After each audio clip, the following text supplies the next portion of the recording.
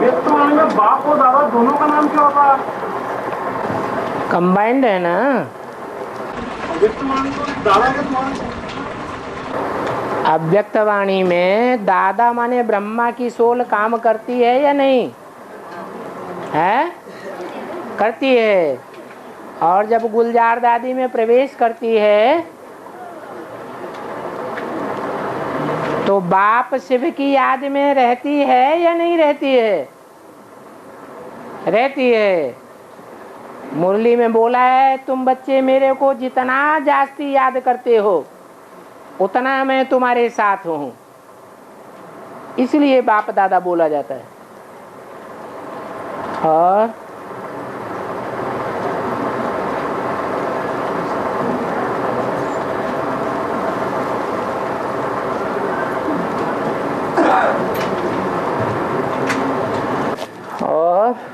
बाबा सबसे पहले माउंट आबू कौन जाएगा? जो सबसे तीव्र पुरुषार्थी होगा वही आत्मा पहले जाएगी।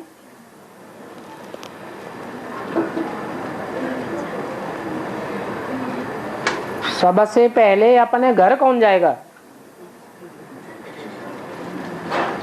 है? बेहद के घर परम धाम कौन जाएगा?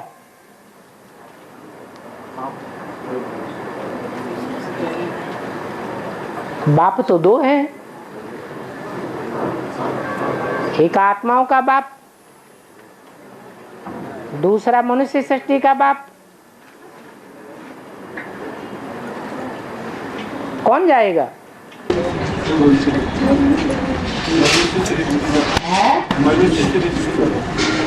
झाड़ के चित्र में जिसे दिखाया है वो ही जाएगा।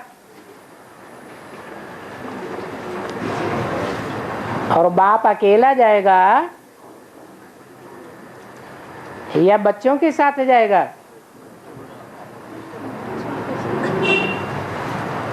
जो बाप समान स्टेज वाले बच्चे होंगे उनके साथ जाएगा, बाकी फिर नंबरवार।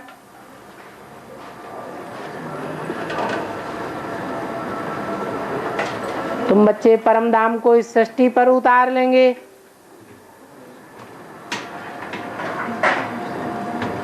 तो इस सृष्टि में भी जो परम धाम होगा,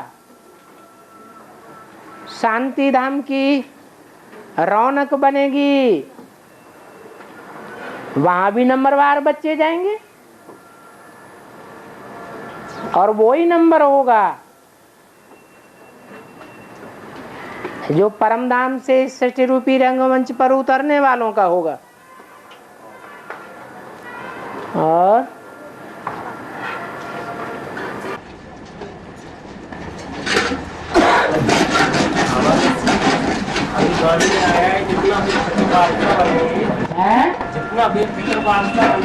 क्या बनेंगे? बेफिक्र बादशाह बनेंगे। बिल्कुल। इसका प्रैक्टिकल रूप है इब्राहिम, बुद्ध, क्राइस्ट, गुरु नानक, इनके मस्तक में दिव्य ज्योति चमकती हुई दिखाई देती है या नहीं देती है? है? देती थी। वो नई उतरी हुई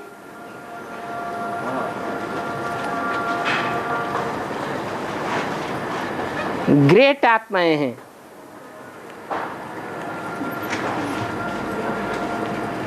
वो तो द्वापर युग की बात थी।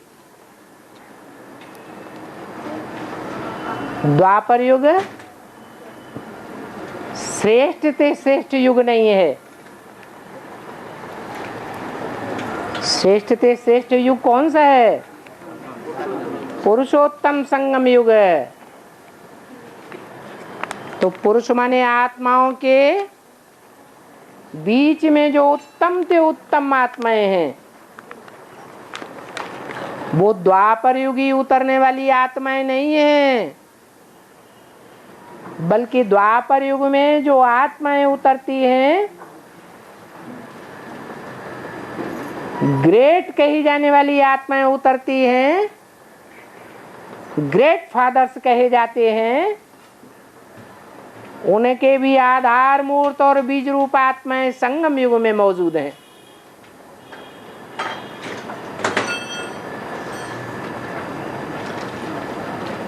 उन आधार मूर्तों को भी बीज अष्टदेव हैं।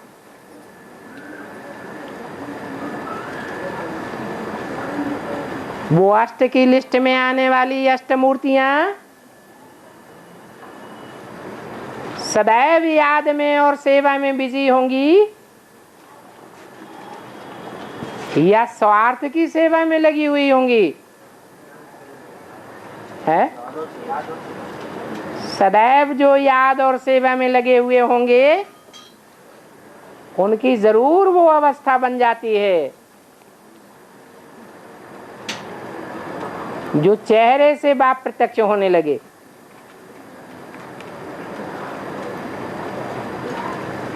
बेफिक्र बादशाह, अर्थात अपनी कोई परवाह नहीं, जो पाना था सो पा लिया, ऐसे निश्चिंत हो जाते हैं।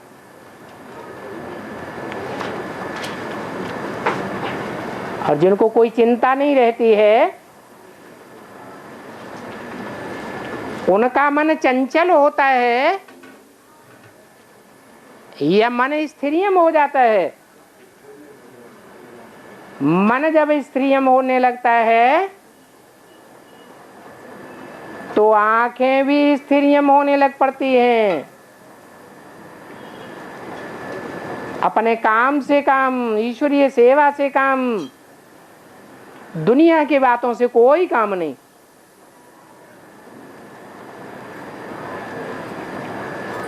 तो आत्मा के स्थिर होने से, मन बुद्धि के स्थिर होने से वो दिव्य ज्योत आत्मा से झलकती है।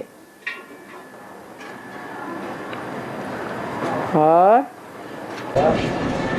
इतना आत्मा के दृष्टि में रहेंगे, इतना प्रकृति के 5 तत्व भी सतो प्रधान बनते जाएंगे। प्रकृति के 5 तत्व सतो प्रधान बनेंगे या तमो प्रधान बनेंगे?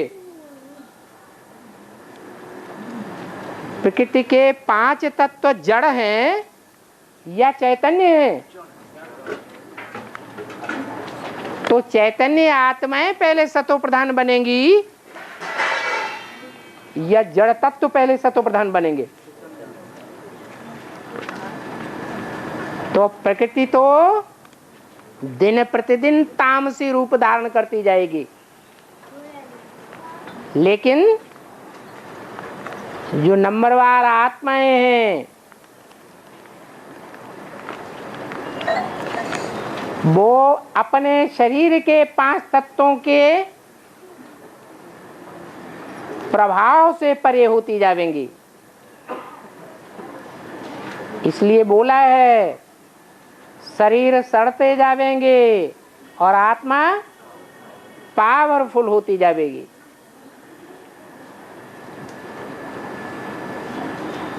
प्रकृति के 5 तत्वों के प्रभाव से परे होती जाएगी।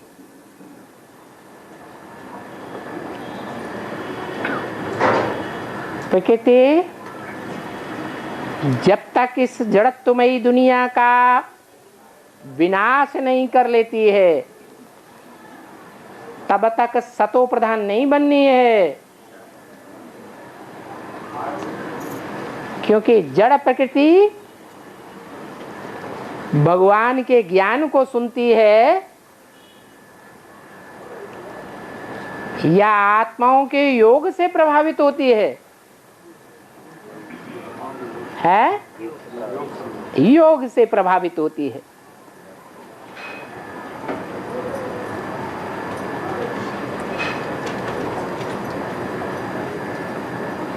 सृष्टि के अंतकाल में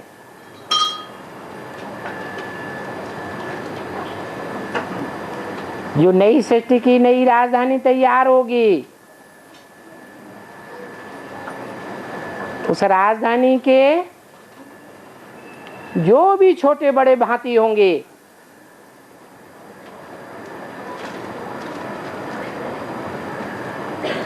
उनकी याद की शक्ति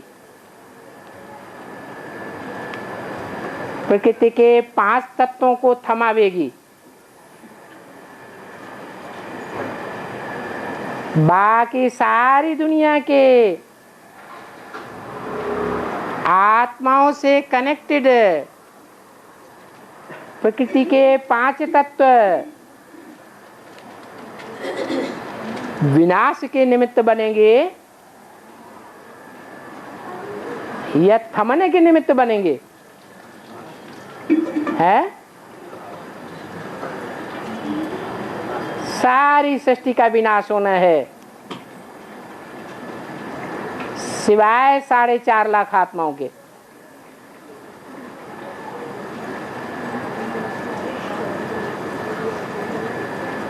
और बाबा ने बताया है स्व स्थिति में गया यानी स्वर्ग में गया। तो बाप तो सदैव स्व स्थिति में रहते हैं। कौन से बाप सदैव स्व स्थिति में रहते हैं? आत्माओं के बाप रहते हैं। हाँ, फिर ये कहा है हमको ऐसा बाप मिला है जो स्वर्ग में नहीं जाता है लेकिन हमको स्वर्ग में भेज देता है। हाँ, वो तो सदैव स्व स्थिति में रहता है, तो स्वर्ग में ही माना जाता है। स्वर्ग में नहीं जाता है। वो कहाँ स्वर्ग में जाता है? शिव, शिव को स्वर्ग की जरूरत है कि स्वर्ग से भी परे की स्थिति में है। स्वर्ग तो 16 कला संपूर्ण होता है, वो कलाओं से परे कलातीत है, यह स्वर्गीय स्थिति में है। फिर जो कलातीत है उसे स्वर्ग में जाने की रहने की कोई दरकार नहीं। और हाँ जी, बाबा ने एक वार्तालाप में कहा है 5 पांडव अष्टदेव है, उसमें 5 पांडव अष्टदेव हैं? हैं? 5 पांडव कैसे अष्टदेव हैं? 5 पांडवों का कनेक्शन 5 स्वधर्म से है।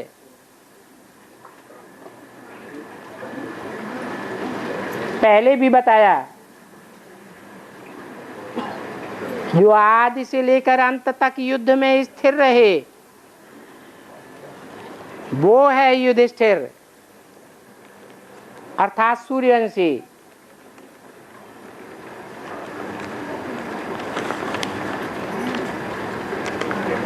जो भयंकर रूप धारण करता है 100 कौरवों के लिए भी,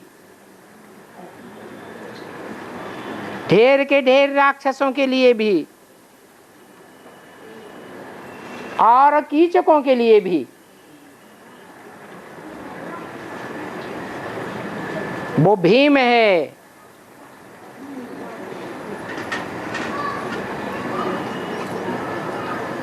क्षत्रिय धर्म की आत्मा है। जो बुद्धिमान नर अर्जुन है वो बुद्धि में तीक्ष्णता के कारण बौद्ध धर्म से कनेक्टेड है।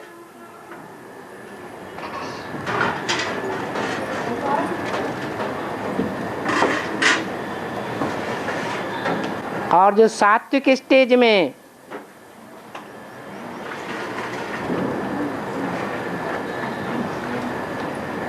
देवी देवताओं का विशेष सहयोगी बन जाता है।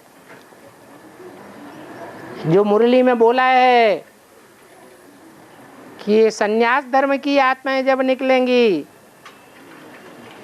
तो तुम बच्चों की विजय हो जाएगी।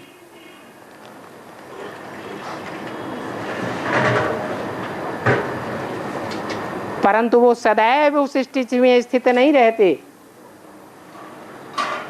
तामसी बनते हैं तो विदेशियों के सहयोगी बन जाते हैं।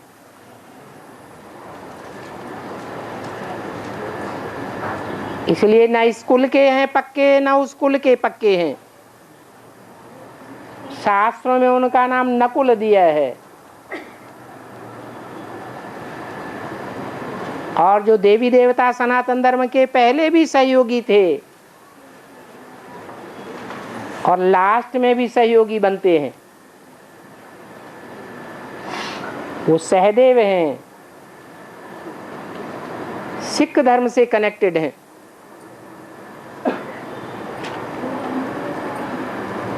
तो पांचों ही ग्रुप अलग अलग हैं।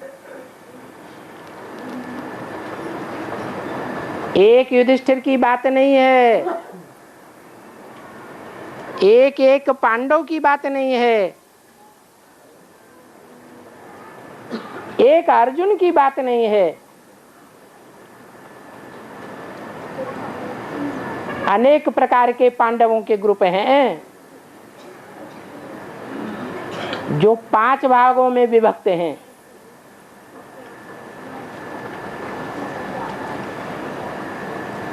इसलिए अष्टदेव कौन से ग्रुप के हैं? सूर्यवंशी ग्रुप, अर्थात आदि से लेकर अंत तक युद्ध में डटे रहने वाले।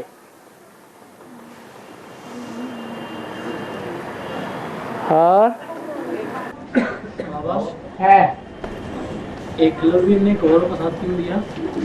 किसका? कौरवों का। एकलव्य जो एक को लव करता था, वो एक आत्मा कौन सी है जिसको लव करता था? है वो साकार शरीर धारण करने वाली 84 के चक्र में आने वाली आत्मा है या 84 के चक्र से परे रहने वाली आत्मा है? किसको लव करता था? है वो लव किससे करता था? शिव बाप से लव करता था। बाकी साकार गुरु ने तो धक्का दे दिया था। और जब सिद्धि भी मिली, सिद्धि का रिजल्ट भी आया, तो साकार गुरु ने उसका अंगूठा ही काट लिया। कोई भी साकार गुरु उसका उद्धार नहीं कर सकते।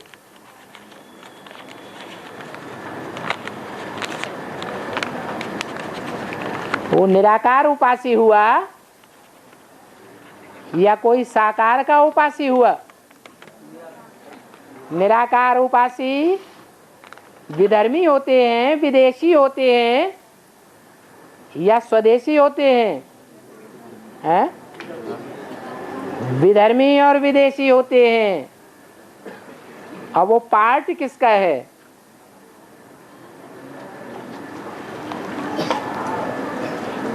है? अरे शास्त्रों में वो पार्ट कृष्ण का दिखाया है। कृष्ण यादव कुल से था या पांडव कुल से था? विदेशी था या स्वदेशी था?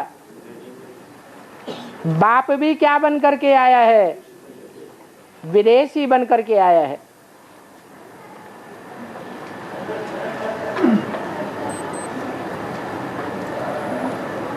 विदेशी बन करके आया है।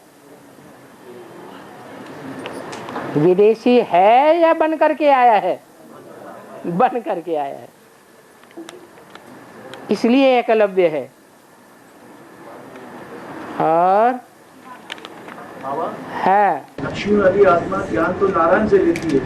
हाँ जी। लक्ष्मी का नाम आगे क्यों? ज्ञान लेना, ज्ञान देना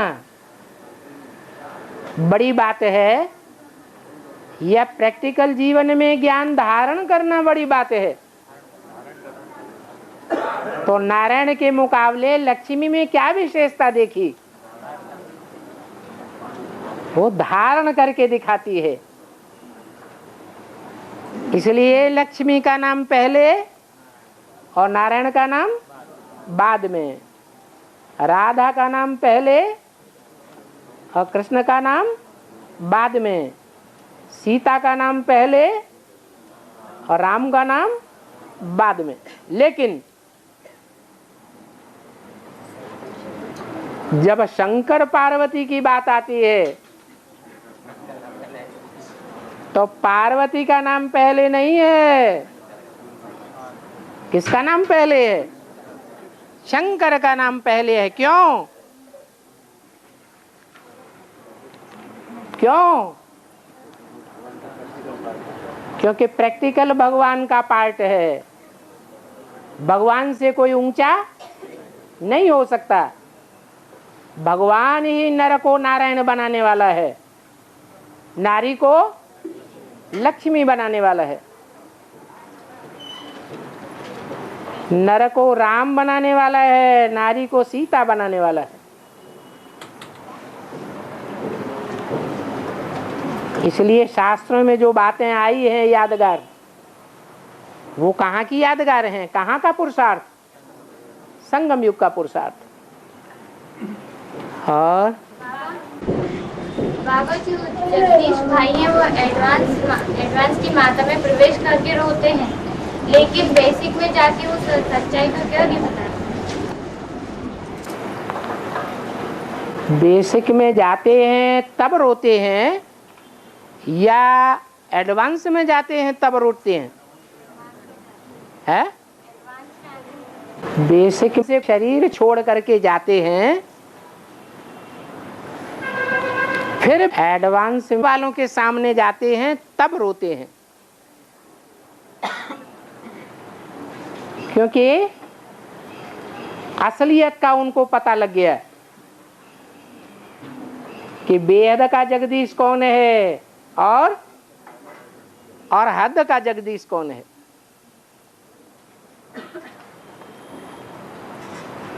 और है बाबा ने हिंदी में बोला है,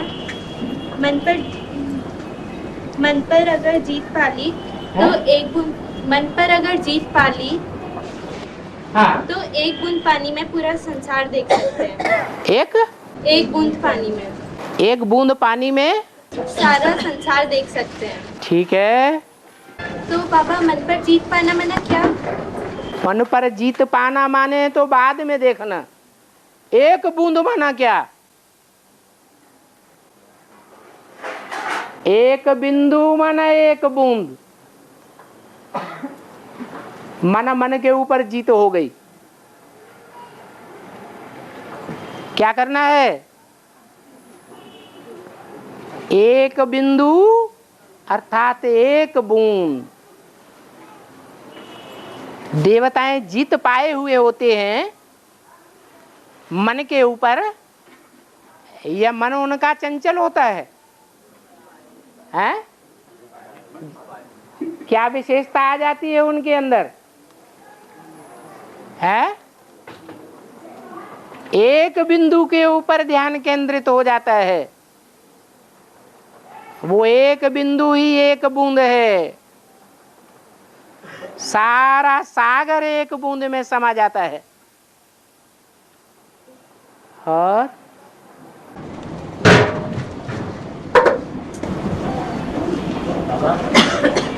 भौतिक संबंधियों से जोड़ निभाने के लिए उनके पास जाना चाहिए या नहीं? जाना चाहिए, लेकिन मन बुद्धि का जो पांव है वो लौकिक में रखा रहे या अलौकिक में रखा रहे। दो नवैया हैं,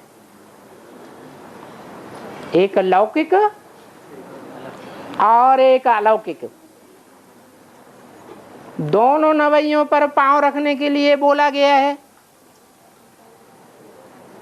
लेकिन बैलेंस अलौकिक नवैया में जो पांव रखा हुआ है उसमें दबाव ज्यादा देना है बुद्धि का, या लौकिक नवैया में जो पांव रखा हुआ है उसमें दबाव देना है? दिखावा मात्र है बाहर की दुनिया, क्योंकि पहले से पता है ये नवैया डूबने वाली है और ये नवैया पार ले जाने वाली है। जो भस्म होने वाली दुनिया है उसकी लोक लाज का बुद्धि में ख्याल नहीं रखना होता है। जो नई दुनिया सामने खड़ी है उसका बुद्धि में क्षण क्षण ख्याल रखना है। और अगर जाते हैं तो बुद्धि में बातें चलती हैं तो उसको क्या करना चाहिए? उसका मतलब बैलेंस टूट गया।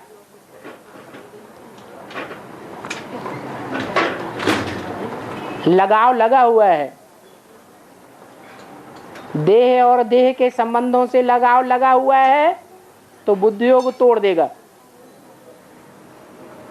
अगर अटैचमेंट नहीं है, एक बाप में अटैचमेंट है तो बुद्धि को कोई हिला नहीं सकता। अंगद का मिसाल हो जाता है। अंगद ने क्या किया है? बुद्धि का पांव कहाँ जमा दिया है? रावण संप्रदाय की लौकिक दुनिया में जमा दिया। हिलाना है तो हिलाओ। अगर हिल जा, अगर वो पांव रावण ने हिला दिया होता, देह और देह के संबंधियों ने हिला दिया होता, तो उसे साक्षी कहेंगे या लगाव वाला कहेंगे? लगाव वाली बात हो गई। और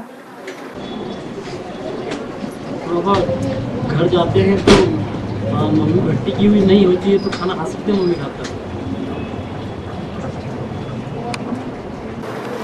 माँ हो, बहन हो, भांजी हो, तन से कन्या हो, अधर कुमारी हो, देखना है कि जिनके हाथ का खाना खा रहे हैं उनकी मन बुद्धि विनाशी दुनिया में लगी हुई है या अविनाशी दुनिया में लगी हुई है? कहाँ लगी हुई है?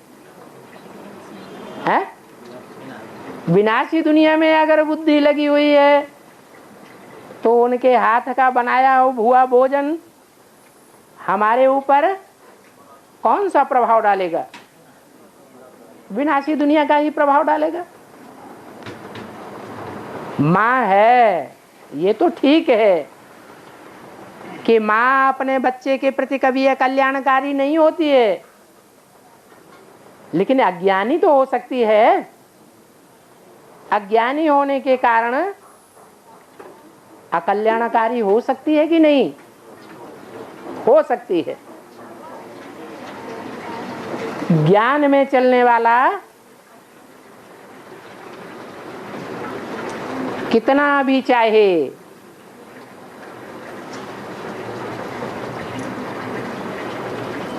परिपक्व हो, परंतु अगर लौकिक हाथों का बना हुआ भोजन खाता है तो वो लौकिक हाथ, वो दृष्टि, वो वृत्ति जिसकी बुद्धि में ज्ञान नहीं बैठा हुआ है, वो ये वाइब्रेशन जरूर छोड़ेंगे कि मेरा बच्चा शादी कर लेता तो अच्छा था।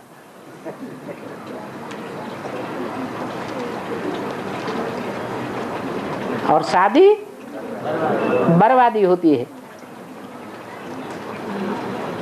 और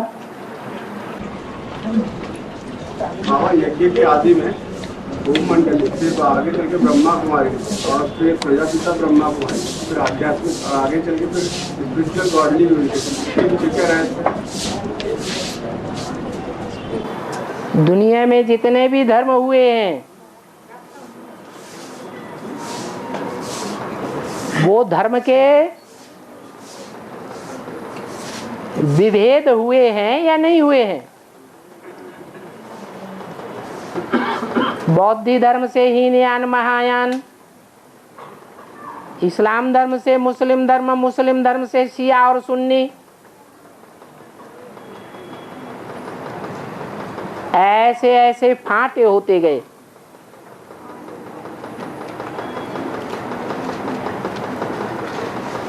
जो भी विभेद होते गए वो सब एक समान शक्ति वाले हैं या नंबरवार हैं? नंबरवार हैं। ऐसे यहाँ भी है। ब्राह्मणों की दुनिया में 9 कुरियां बन गईं।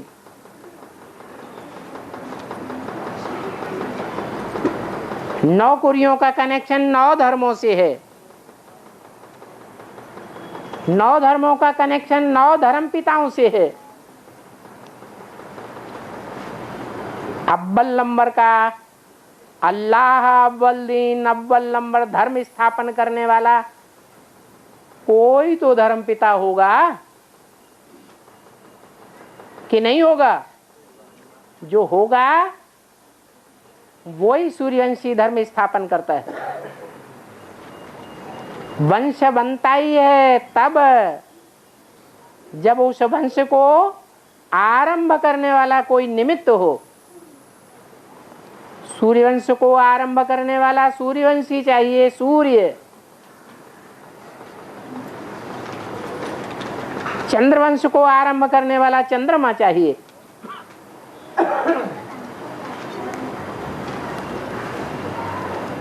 इस्लाम को आरंभ करने वाला इब्राहिम चाहिए।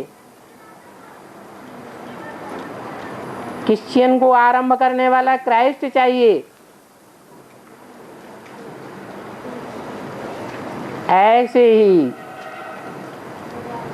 सनातन धर्म का स्थापन करने वाला सनत कुमार चाहिए, जो योगियों का ईश्वर कहा जाता है। ब्रह्मा की सृष्टि में अव्वल नंबर माना जाता है। उसी में अल्लाह प्रवेश करके अल्लाह अव्वल दीन की स्थापना करता है।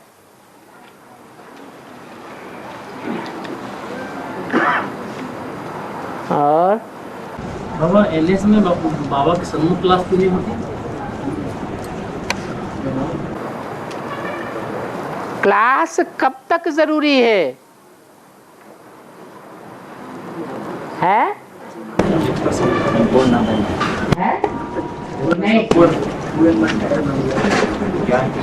हाँ, निश्चय अगर बैठ गया कि हमको बाप मिल गया तो बाप चाहिए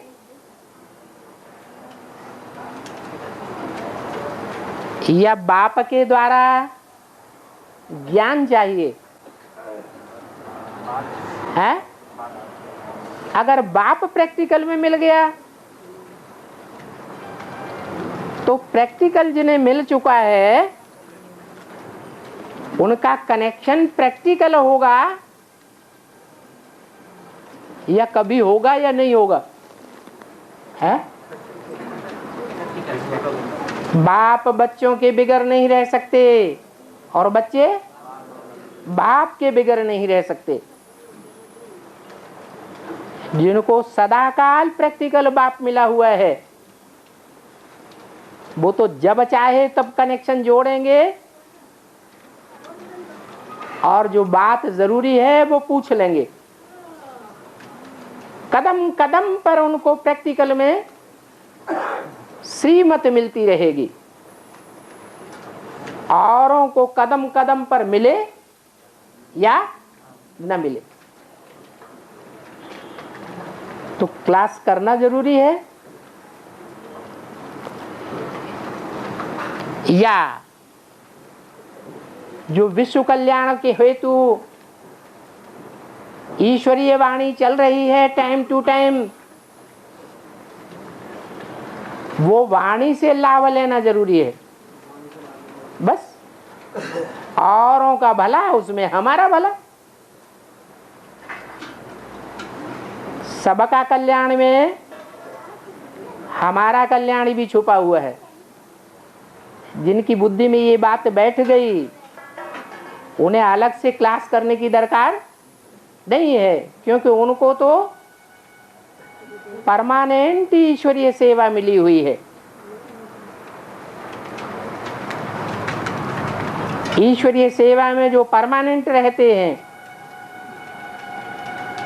उनको कौन याद करता है? बाप याद करता है। तो जिनको बाप याद करता है उनके लिए बाप का फर्ज हो जाता है प्रॉपर्टी देना या न देना, या किसी और का फर्ज है? तो वो बाप का फर्ज है। बाप का काम है जितना जरूरत है उतना ज्ञान दे और समय पर दे, तो देता है। और बाबा ये बात कितने बच्चों के लिए लागू होती है कि बाप बच्चे की बिगड़ नहीं सकते और बच्चे बाप के बिगड़ नहीं सकते? काशीवासी जितने बने उनके लिए लागू होती है।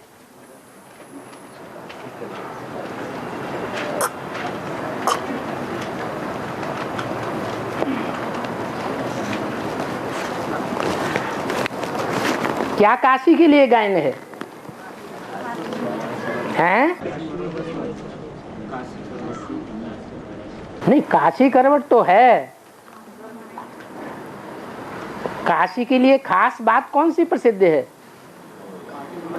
जो काशी में मरेंगे वो स्वर्ग में जरूर जाएंगे।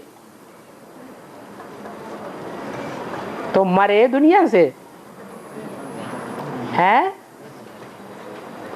दुनिया से मर गए, नंबरवार मर गए,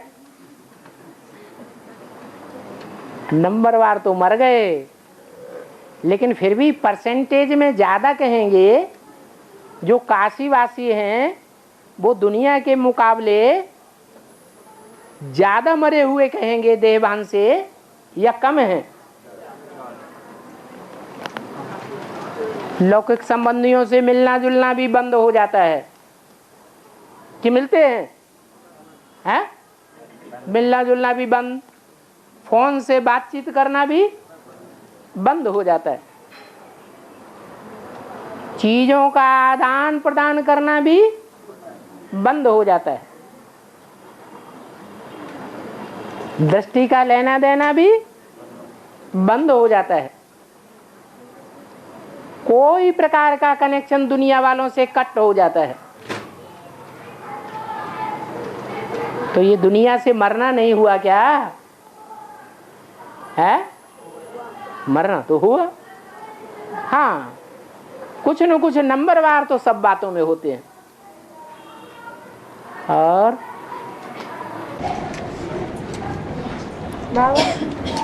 भारत में जो शरीर छोड़ते हैं वो प्रत्यक्ष होते हैं, मना ढोल वगैरह बजा करके, और विदेश में जो जन्म लेते हैं वो प्रत्यक्ष होते हैं, उनकी पेपर में फोटो छपती है। तो इसका बेहद में अर्थ क्या हुआ?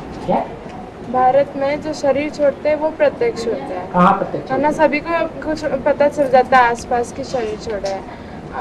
और विदेश में जब कोई जन्म लेता है तब न्यूज़पेपर में फोटो छपती है, वरना शहर में पता चल जाता है। तो इसका बेहद में अर्थ क्या है? फोटो छपती है तो जो जन्म लेते हैं उनकी, और जन्म लेते हैं उनसे प्रत्यक्ष हो जाता है। देश में जो जन्म लेते हैं तो उनकी पेपर में फोटो छपती है, मतलब उनका गायन होता है। ऐसी तो कोई बात नहीं है कि विदेश में जो भी आत्माएं जन्म लेती हैं उनका फोटो पेपर में छप जाता है,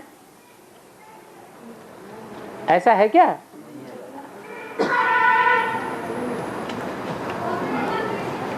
और बाबा, ताज जिम्मेवारी का यादगार होता है।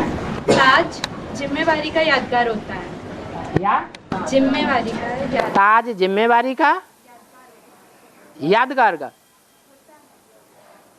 ताज जिम्मेवारी का भी होता है और ताज प्योरिटी का भी होता है, और ताज राजाई का भी होता है। अभी संगम युग में कौन सा ताज है? ईश्वरीय सेवा की जिम्मेवारी का ताज है और साथ साथ पवित्रता को धारण करने की जिम्मेवारी का ताज भी है।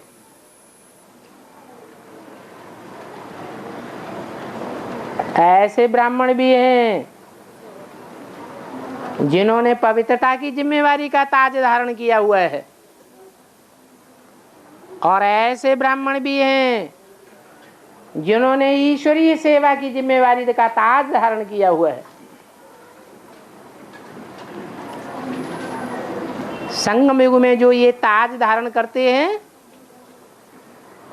वो ही 21 जन्मों में प्रैक्टिकल में राजाई का भी ताज धारण करने के निमित्त बनते हैं। 21 जन्मों के आधार पर 63 जन्मों का भी हिसाब बन जाता है। और मनन चिंतन मंथन की सूक्ष्म स्टेज में टिकने को सदगति नहीं कहा जाता।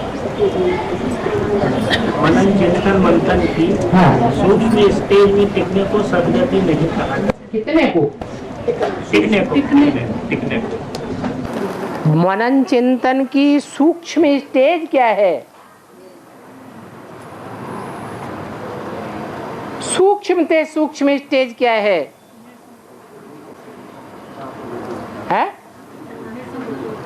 निसंकल्प स्टेज। जितना बीज रूप स्टेज में टिकेंगे उतना मनन चिंतन विस्तार में भी जरूर चलेगा। पहले सूक्ष्म का फाउंडेशन पड़ता है या स्थूल का फाउंडेशन पड़ता है? वृक्ष तैयार होता है तो पहले पहले फाउंडेशन किसका पड़ता है? सूक्ष्म बीज का फाउंडेशन पड़ता है। ये सूक्ष्म से सूक्ष्म वाइब्रेशन है ही बिंदु रूप स्टेज, निराकारी स्टेज, जिसको कहते हैं निराकारी, निर्विकारी, निरहंकारी।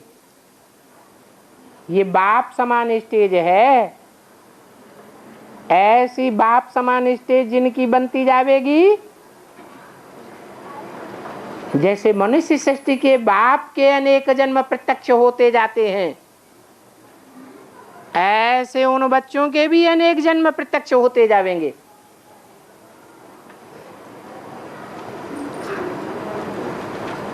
ऐसे अनेक जन्म प्रत्यक्ष होने का आधार क्या हुआ?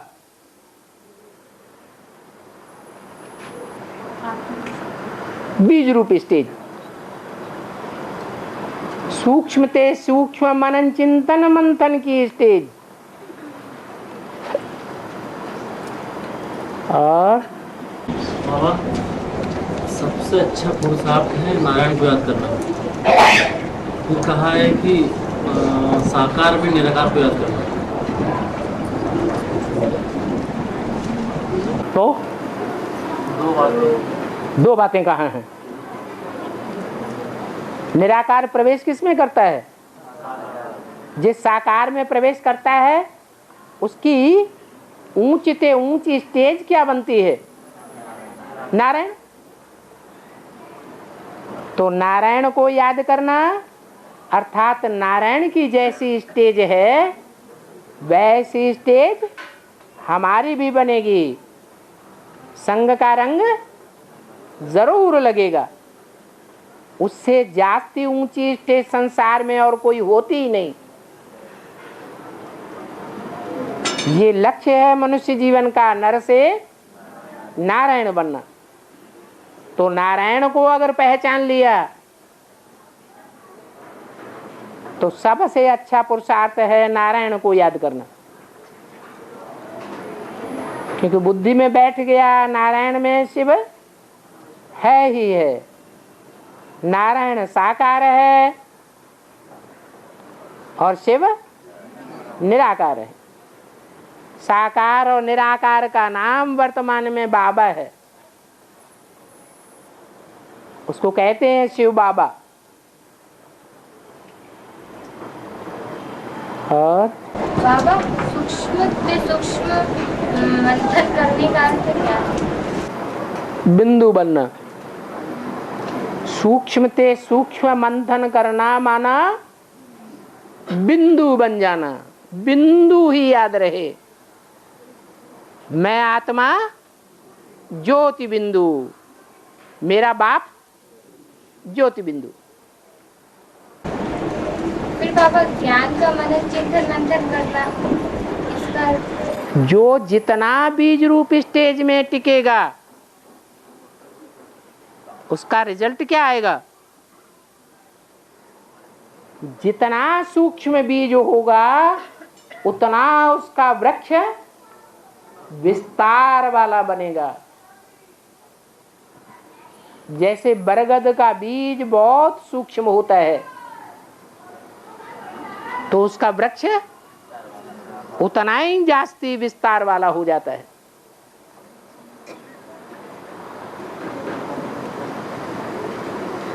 और वृक्ष माने शरीर ना? वृक्ष माने विस्तार, अनेक जन्मों का विस्तार। और बाबा होशंगाबाद में बाबा पीयूष भाई है, मतलब होशंगाबाद में पीयूष भाई 6 महीने को मतलब अपने आप को अंडरग्राउंड कर लिया। मतलब पीयूष भाई 6 महीने को अंडरग्राउंड कर लिया। मतलब दिखते हैं, मतलब कुटिया में रहते हैं, मतलब 24 घंटे उनको याद ही करते हैं। मतलब किसको याद करते हैं? आपको याद करते हैं, जैसे बात को इस तरह से मतलब बोलते हैं, मतलब ये आपके कान में ज्यादा बोलते हैं क्या? हैं? आप मतलब उनका समझ गए हैं? भाई उनकी जो संतान जी हैं वो आगे मिलते हैं, मतलब बताते हैं, मतलब वो आपको बता रहे हैं। अच्छा, और विष्णु पार्टियां निकली हैं वो भी बताती होंगी आपको? और कोई नहीं बताती? आप एक ही विष्णु पार्टी के संपर्क में हैं? नहीं है इस तरह फैला हुआ है, सब मिलते हैं बाबा। हम मिलते हैं, माने मिलना जुलना हुआ है, हिसाब किताब कुछ न कुछ है जरूर है।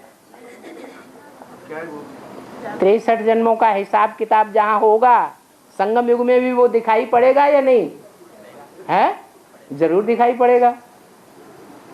खतरा है क्या है? नहीं वो इस तरह बोलते हैं, मतलब दुनिया में कोई क्या बोलता है, कोई क्या बोलता है। हमारा कनेक्शन शिव बाबा से है। धमकी देते हैं कि आपको पता लग जाएगा 6 महीने के अंदर, मतलब इस तरह। भविष्य में क्या होगा वो तो किसी को पता नहीं है। अगर कुछ पता है भी तो बाबा के महावाक्यों के अनुसार हमको पता है, लेकिन मुरली में तो ऐसा कुछ बोला नहीं है डायरेक्शन। क्या क्या कि दुनिया वालों की नजरों से गुप्त हो जाना है और ब्राह्मण परिवार की नजरों से भी गुप्त हो जाना है, ऐसा बोला है? आज की अव्यक्तवाणी में भी क्या इशारा दिया? ब्राह्मण परिवार का सहयोगी बन करके रहना है या तोड़ के रह जाना है, गुप्त हो जाना है? सहयोगी बन के रहना है।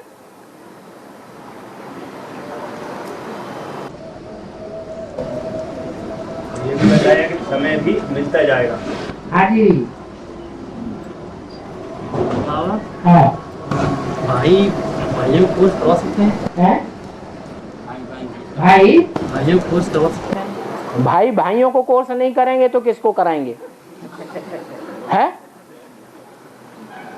मुरली में भी तो डायरेक्शन दे दिया, माताएं कन्याएं माताओं को बैठ समझाएं और भाइयों को बैठ समझाएं। इसमें पूछने की तो बात ही नहीं।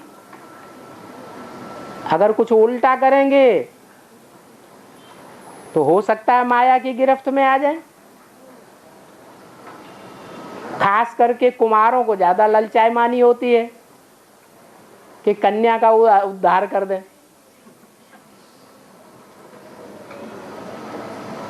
और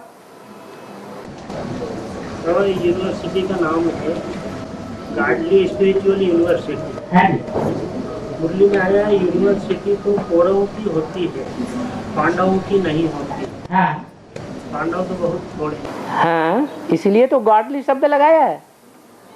वो दुनिया में जो यूनिवर्सिटी होती है वो गॉडली यूनिवर्सिटी होती है या डॉगली यूनिवर्सिटी होती है, तो उसके लिए यूनिवर्सिटी कहा है। और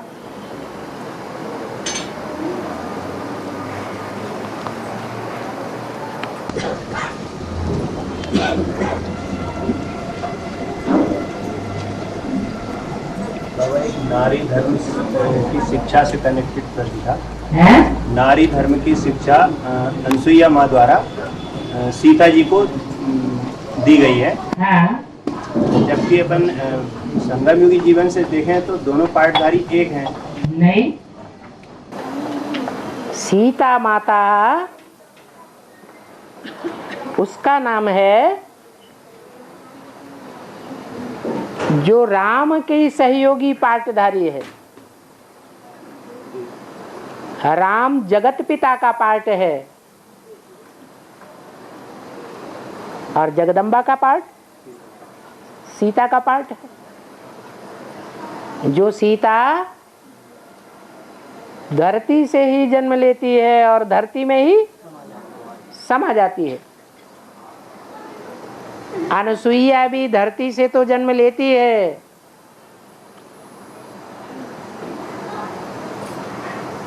लेकिन धरती में भी भारत श्रेष्ठ है और भारत में भी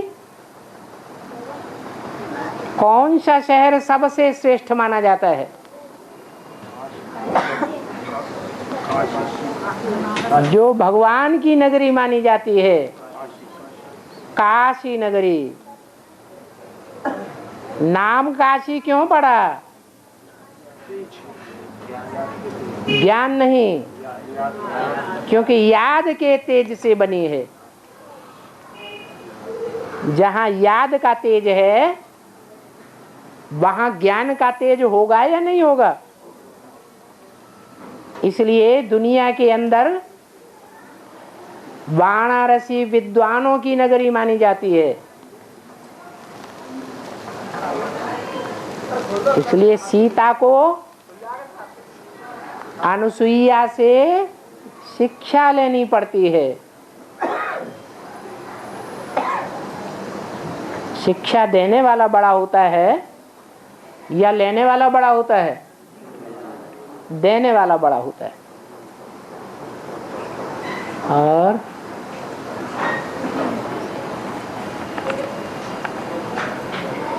किसी ने पूछा है, कोई गीता पाठशाला की माता जो 30-35 की उम्र के आसपास है, क्या उनको ये श्रीमत है कि कुमार बाई के साथ अकेली कहीं भी आ जा सकती या मोटरसाइकिल पर बैठकर सेवा करने आ जा सकती है?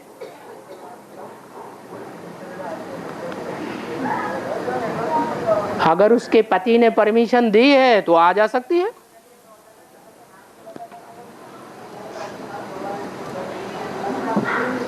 क्यों नहीं आ जा सकती है?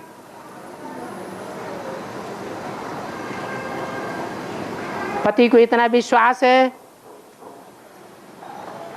युगल के ऊपर तो परमिशन देता है।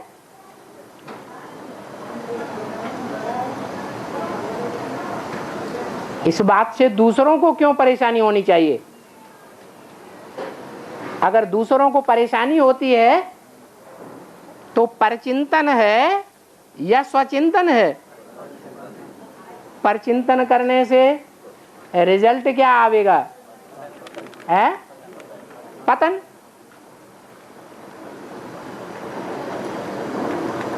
और है बाबा ने बोला है ये है पियर घर, तुम बच्चों को जाना है ससुर घर। तो ससुर घर का अर्थ क्या है? ससुर घर का अर्थ है विष्णु का घर। विष्णु कौन बनता है? नारायण ही विष्णु है।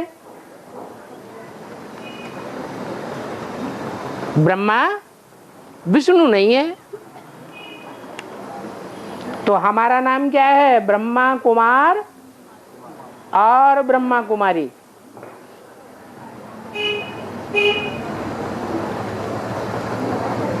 तो हम कहाँ हैं अभी? ससुर घर में हैं या पियर घर में हैं? पियर घर है। अभी हम ब्राह्मण हैं, देवता नहीं बने हैं, देवता बनने वाले हैं। और बाबा एक होता है ज्ञान का मनन चिंतन करके उसमें क्वेश्चन उठने लगते हैं। एक होता है ज्ञान का मनन चिंतन मंथन करके फिर उसमें क्वेश्चन उठने लगते हैं। और एक होता है बाबा ने जैसा बोला वैसा तो वैसे ही स्वीकार कर लेना, कोई उसमें मनन चिंतन नहीं करता। तो फिर क्या करें?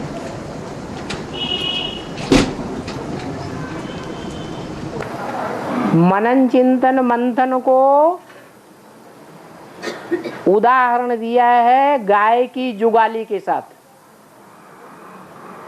गाय जो कुछ खाती है, खाने के बाद जुगाली करती है। ऐसे ही हम ब्राह्मण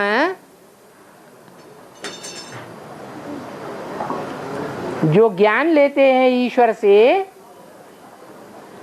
उस ईश्वरीय ज्ञान के महावाक्यों पर मनन चिंतन मंथन रूपी जुगाली करते हैं। उसको जब चबाते हैं तो रस निकलता है। उस रस से खून बनता है। हमारा खून कौन सा है? स्थूल है या सूक्ष्म है? कौन सा सूक्ष्म खून है? जो शुद्ध संकल्प आते हैं वो ही हमारा खून है। ब्राह्मणों के जो शुद्ध संकल्प हैं वो श्रीमत से निकलते हैं। जो अशुद्ध संकल्प होते हैं वो माया की देन है, विकारों की देन है, विविचारी याद की देन है। विविचारी याद से अशुद्ध संकल्पों की उत्पत्ति होती है। इसलिए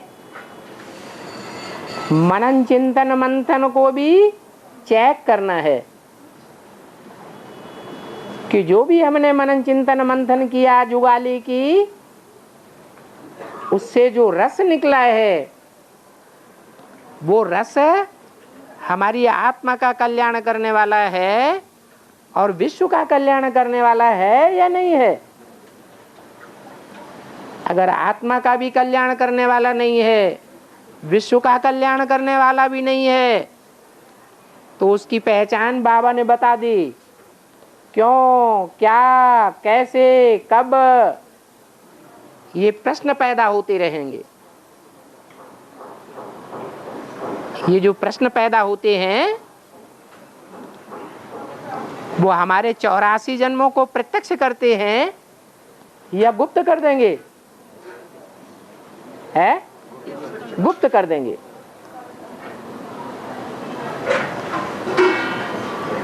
और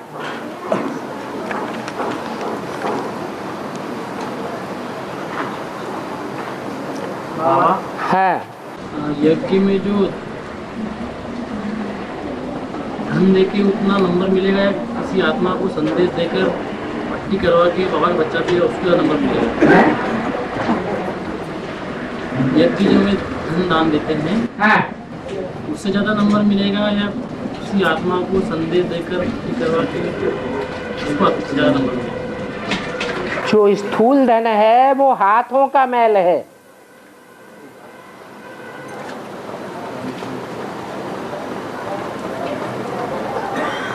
तन के द्वारा कमाया हुआ है।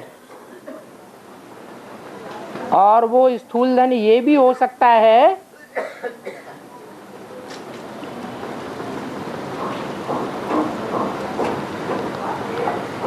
कि अच्छी कमाई हो या न हो, लेकिन दूसरों को जो संदेश देते हैं ईश्वरीय ज्ञान का, वो ईश्वर का दिया हुआ धन है।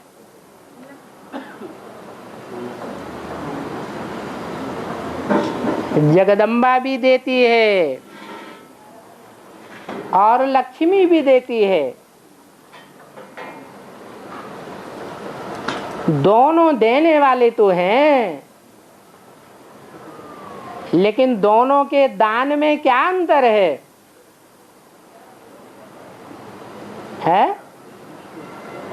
कोई अंतर है या नहीं है? लक्ष्मी जो देती है वो ईश्वर का दिया हुआ ही धन देती है,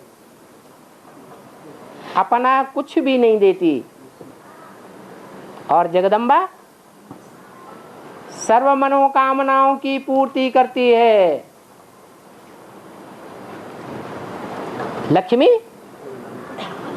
लक्ष्मी सिर्फ ज्ञान धन की पूर्ति करती है। वो जगत की अम्बा और वो भारत की अम्बा, भारत माता। तो अंतर पड़ जाता है। यहां तो स्थूल धन की बात है, ये तो और ही नीची बात है। स्थूल धन कोई जरूरी नहीं है।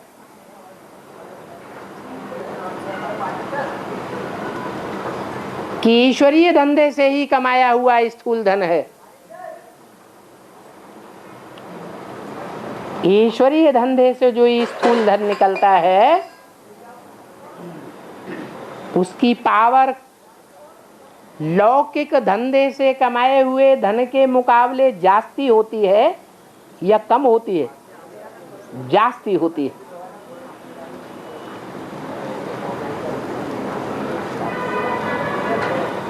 ब्रह्मा बाबा ने ईश्वरीय धन से सिर्फ एक ही सेंटर खोला था। उनके जीवन में जितने भी सेंटर्स खुले थे वो सब दुनिया वालों के लौकिक धन के द्वारा खुले, और ब्रह्मा बाबा ने एक ही अहमदाबाद सेंटर खोला ईश्वरीय धन से। उस धन से जो ईश्वरीय सेंटर खोला उसका रिजल्ट आ गया कि अहमदाबाद सर्व सेंटर्स का बीज रूप है।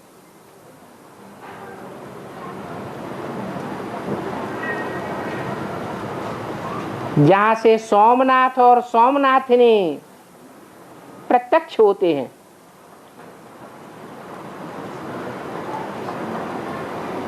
तो ईश्वरीय सेवा से कमाया हुआ धन बहुत पावर वाला हो जाता है। सब धंधों में है नुकसान सिवाय एक ईश्वरीय धंधे के। पेट के लिए धंधा करना है या नहीं करना है? करना तो है, लेकिन वो धंधा नुकसान वाला धंधा करना है या दिन प्रतिदिन जिस धंधे में कोई भी नुकसान होने की संभावना नहीं है वो धंधा करना है। धंधा किए बगैर पेट की पूर्ति नहीं होगी। भले बाप दादा ने बच्चों को निश्चिंत कर दिया है, मेरे बच्चे भूख नहीं मर सकते, लेकिन कोई मेरा बच्चा कहे तो मैं मेरा बच्चा अर्थात भगवान का बच्चा हूं और हाथ पे हाथ धर के बैठ जाए, कुछ भी न करे, तो वो भगवान का बच्चा कहा जाएगा? है भगवान का बच्चा तो तब ही कहा जाएगा जो ईश्वरीय सेवा में सरेंडर होकर भगवान का तो बना। लेकिन 8 घंटे की बजाय कितने घंटे ईश्वरीय सेवा में लगाए? 16 घंटे ईश्वरीय सेवा में लगाए, तब है भगवान का बच्चा। और ईश्वरीय धंधा करने वाला ईश्वरीय धंधा करके अपने पेट की पूर्ति भी करता है और विश्व कल्याण के कार्य में कमाए हुए धन को भी लगाता है, तो उस धन की वैल्यू बहुत बढ़ जाती है। ओम शांति।